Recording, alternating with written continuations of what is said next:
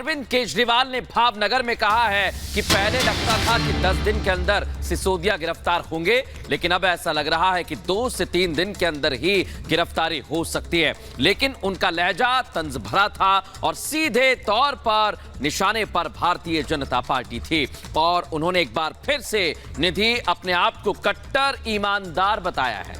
बिल्कुल, सत्येंद्र जैन जब गिरफ्तार हुए थे तब भी केजरीवाल ने अपने आप को और सत्येंद्र जैन को कट्टर ईमानदार बताया था।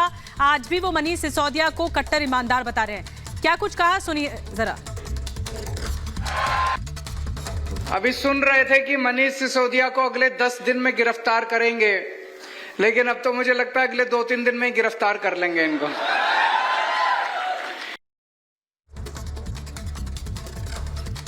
और ये बड़ी बात कही है अरविंद केजरीवाल ने कि 2 से 3 दिन में गिरफ्तार किए जाएंगे। लेकिन अनामिका, सत्येंद्र जैन भी ऐसे ही पहले कट्टर ईमानदार बताए गए, लेकिन अभी भी जेल में हैं। और अरविंद केजरीवाल ने क्या कुछ कहा है, आइए एक बार फिर से सुनवाते हैं आपको। अभी सुन रहे थे कि मनीष सिसोदिया को अगले 10 दिन में गिरफ्तार करेंगे, लेकिन अब तो मुझे लगता है अगले 2-3 दिन में ही गिरफ्तार कर लेंगे इनको।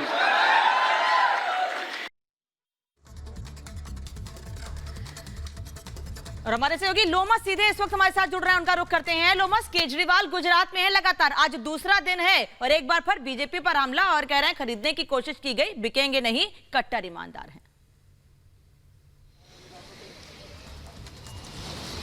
बिल्कुल आपने सही कहा। जिस तरीके से अरविंद केजरीवाल गुजरात पहुंचे और 2 दिवसीय का दौरा उनका आज समाप्त हो गया, लेकिन 2 दिवसीय के दौरे में उन्होंने 3 जगह जनसंवाद किया और जनसंवाद करने के दौरान उन्होंने बीजेपी पे पलटवार भी करते हुए दिखे और लगातार वो पलटवार करते हुए ये कह रहे हैं कि पहले उन्हें ये लग रहा था कि 10 दिन में मनीष सिसोदिया को गिरफ्तार कर लिया जाएगा। अब जिस तरीके से वो गुजरात में पूरी प्लानिंग के साथ काम करते हुए दिख रहे हैं, तो उससे ये लग रहा है कि उन्हें 3 दिन में ही गिरफ्तार कर लिया जाएगा।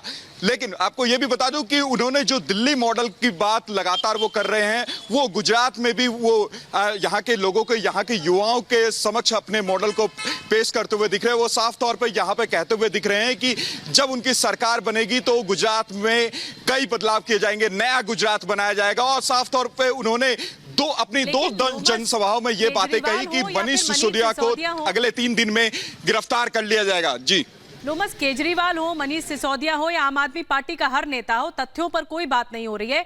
बीजेपी ने आरोप लगाया कि क्यों कमीशन का रेट बढ़ाया गया, 2 से 12% कर दिया गया।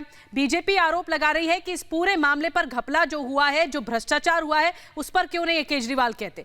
इस पर सबने चुप्पी साधी हुई है, कोई भी बात तथ्यों पर नहीं हो रही है और न ये बताया जा रहा है कि क्यों यू टर्न लिया था शराब नीति में।